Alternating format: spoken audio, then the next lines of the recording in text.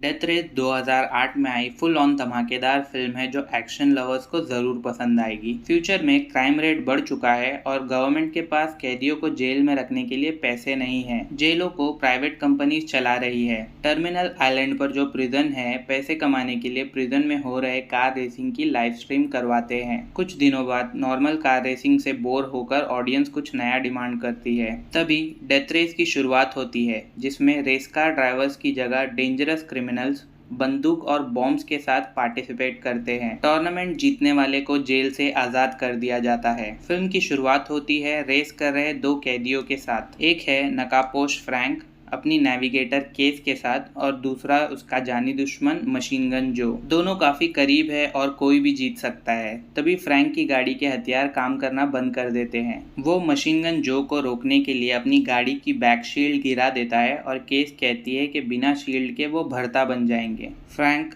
Case को अपनी seat eject कर लेने को कहता है। फिनिश लाइन पर जो फ्रैंक की गाड़ी पर मिसाइल मार देता है, जिससे फ्रैंक की गाड़ी तो ब्लास्ट हो जाती है, लेकिन वो रेस जीत जाता है। कुछ दिनों बाद हमें जेनसन को दिखाते हैं, जो एक रेस कार ड्राइवर था लेकिन अब चंद पैसों के लिए फैक्ट्री में मजदूरी करता है। फैक्ट्री में हो रही स्ट्राइक को रोकने के लिए पुलिस आ जाती है और वहाँ दंगा भड़क उठता है। पुलिस से भिड़ने के बाद जेनसन अपनी बीवी बच्चे के पास घर आ जाता है। तभी एक मास्कमैन आके जेनसन की वाइफ को मार देता है और जेनसन को बेहोश कर देता है। सुबह उठता है तो बीवी के खून का इल्जाम जेनसन पर लग जाता है और पुलिस उसे ही गिरफ्तार कर लेती है। 6 महीने बाद उसे टर्मिनल आइलैंड प्रिजन पर शिफ्ट कर दिया जाता है। प्रिजन का सबसे क्रूअल गार्ड उल्रिच उसका बेरहमी से स्वागत करता है, फिर उसे जेल सेल में ले जाकर छोड़ देते हैं। अगली सुबह जेनसन कैंटीन में नाश्ता कर रहा होता है। तभी कोच और उसकी टीम जेनसन को पहचान लेती है कि वो एक फेमस रेसर था।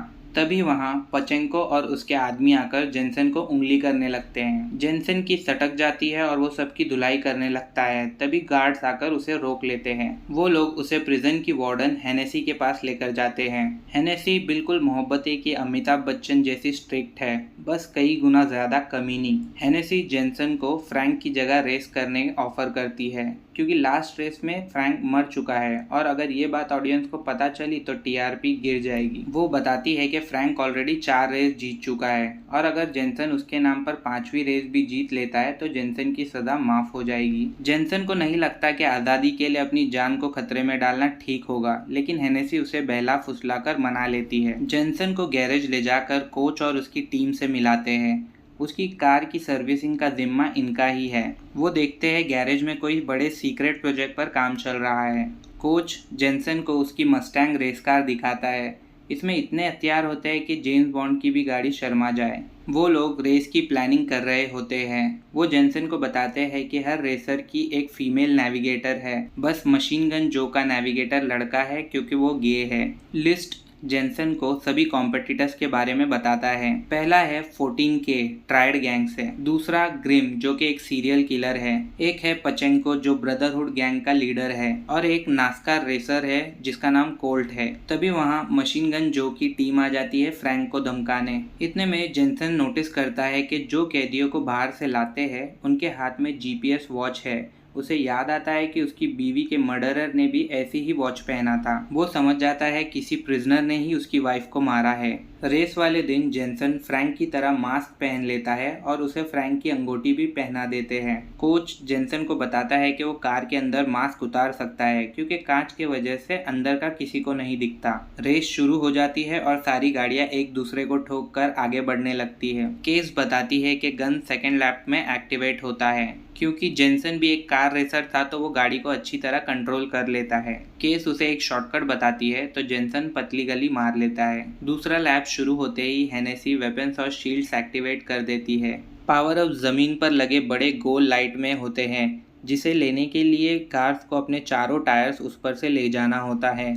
सभी ड्राइवर्स एक दूसरे पर गोलियां और बम बरसाने लगते हैं। ट्रैक पर डेथ हेड्स भी होते हैं। एक्टिवेट होने पर वो गाड़ियों को नुकसान पहुंचाते हैं। ग्रिम जो को ओवरटेक कर लेता है, लेकिन 14K एक मिसाइल मारकर उसकी गाड़ी को चांद पर भेज देता है। ग्रिम गाड़ी के बाहर निकलता है और ट्रैक पर चलने लगता है।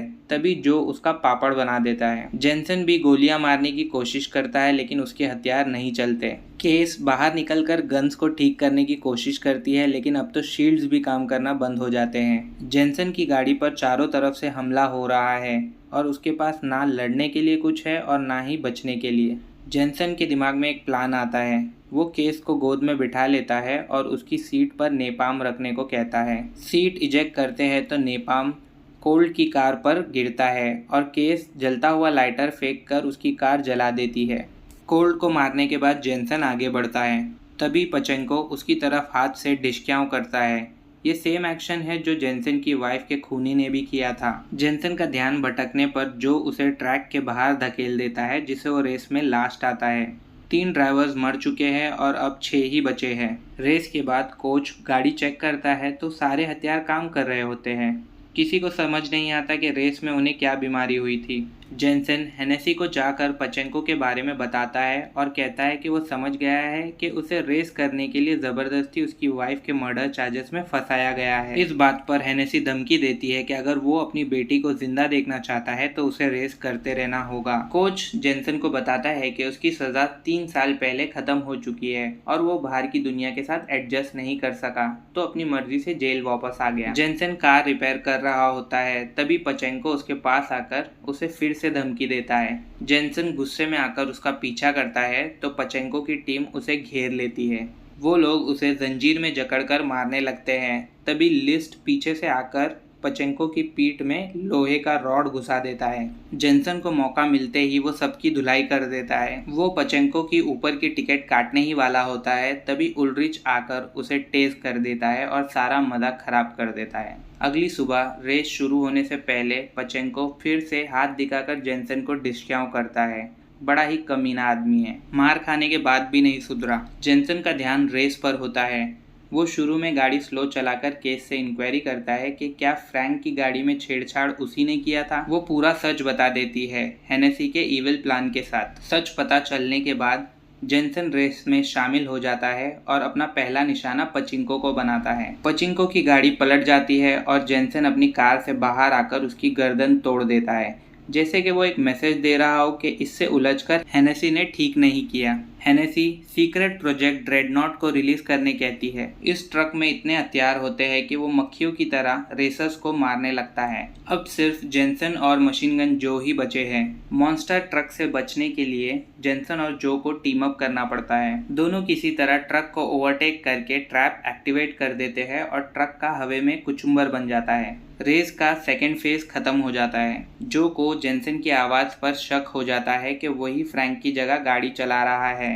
हेनेसी और उल्ड्रिच जेनसन को मार देने का प्लान करते हैं। वैसे भी नकाब के पीछे फ्रैंक तो कोई भी बन सकता है, लेकिन वो नहीं जानते जेनसन जैसे शातिर आदमी को ख़त्म करना इतना भी आसान नहीं है। प्लान के मुताबिक उल्ड्रिच जेनसन की गाड़ी में बॉम्ब लगा देता है और हेनेसी अपने भाषण से सबका ध्यान भटकाती है। अब सब समझ चुके हैं कि हेनेसी किसी को 5वीं रेस जीतने नहीं देगी, क्योंकि वो किसी को आज़ादी देना ही नहीं चाहती। जेनसन और कोच रेस की पुरानी फुटेज देखते हैं। ग्रिम की मौत देखकर उन्हें एक आइडिया आता है। जेनसन लिस्ट को गाड़ी में आधा गैलन एक्स्ट्रा फ्यूल रखने को कहता है। वो जाकर जो से भी कुछ सीक्रेटली बात करता है। जेनसन रेस के लिए तैयार हो रहा है और हेनेसी उसके रिलीज पेपर्स लेकर आती है। वो कहती है कि रेस जीतने पर जेनसन आज़ाद हो जाएगा, लेकिन वो चाहेगी कि वो जेल में रुक कर रेस करता रहे। वो कहती है वैसे भी एक खूनी कभी अच्छा बाप नहीं बन सकता और उसकी बेटी उसे कभी माफ़ नहीं करेगी। जेनसन बिना कुछ कहे रेस के लिए चला जाता है।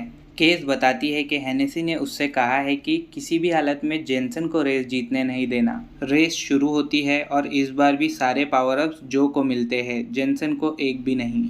जो उस पर बुरी तरह हमला करने लगता है।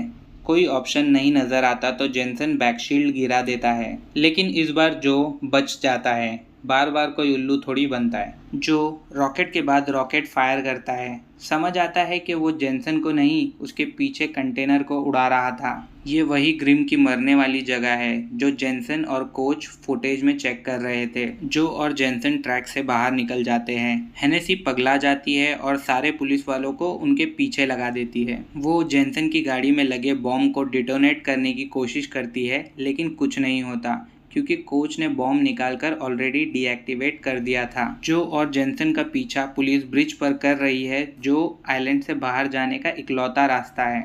तभी जेनसन वो आधा गैलन एक्स्ट्रा फ्यूल फेंक कर सारी पुलिस कार्स को ब्लास्ट में फंसा देता है। पुलिस हेलीकॉप्टर्स अब इनका पीछा कर रही है। दोनों गाड़ियां अलग हो जाती है।